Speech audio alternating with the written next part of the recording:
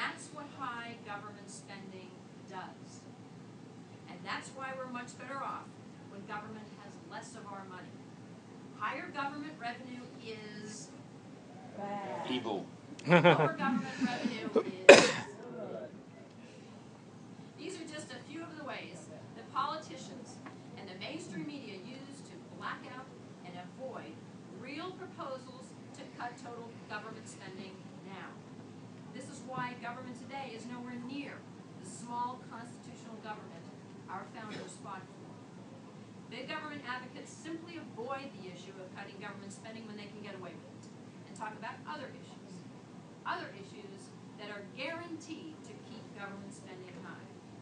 Partisan issues that serve to bash the other side, that polarize voters around the meaningless, artificial distinction of left versus right, instead of the only distinction that matters, big government versus small government, high government spending versus low government spending.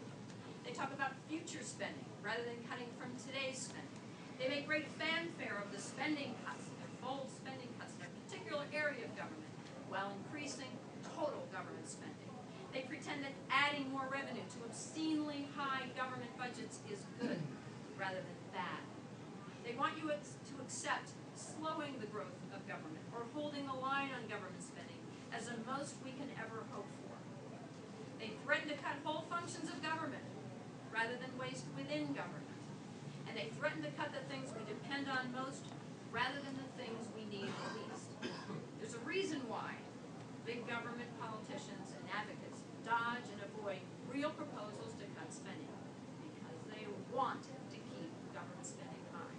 But we will never have small constitutional government so long as total government spending remains high. We will never have real freedom if total government spending remains high.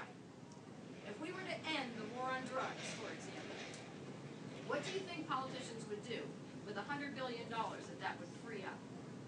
Do you think they would give it back to taxpayers? Yes. They use it to fund the next war in our freedoms. This is why substantially cutting government spending is the most immediate and pressing issue of our time, the #1 political priority in America. And here's the good news. Why do you suppose big government politicians do this? To deceive voters. Because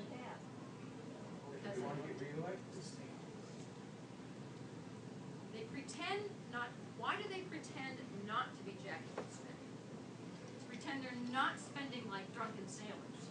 My apologies to drunken sailors. Why would they do that? Do people want high government spending? Voters want, do even Democrats want high government spending? They don't. If they did, wouldn't the politicians be bragging about it?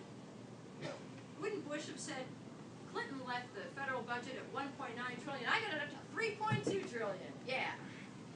And wouldn't Obama say, 3.2, I got it up to 3.8 in 3 years, yeah.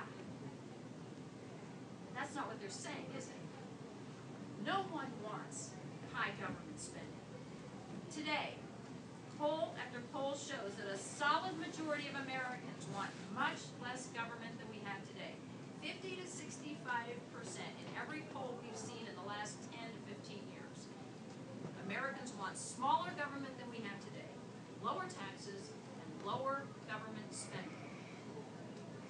More than ever, Americans want what libertarians offer. All we need to do is make them that offer. Where big government Democrats and Republicans keep budgets high and growing, libertarians can propose bold government spending cuts now. Where big government Democrats and Republicans pretend to cut government spending while voting for bigger budgets, libertarians can expose their tricks and their games and their manipulations and call for humane and sensible cuts in spending.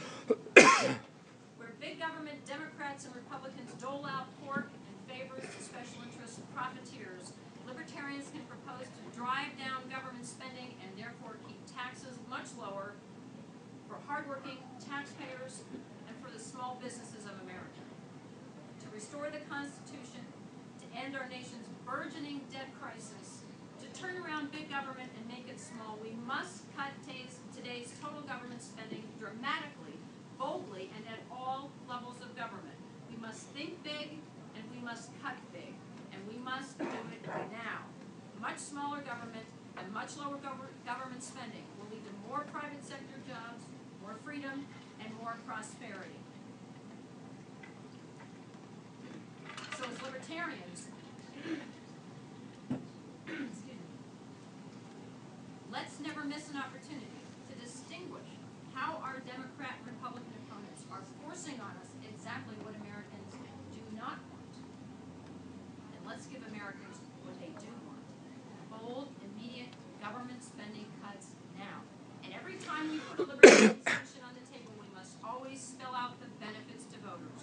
Bold, immediate spending cuts now means lower taxes, more money in your family budget. More money in the private sector means more jobs, more private sector jobs.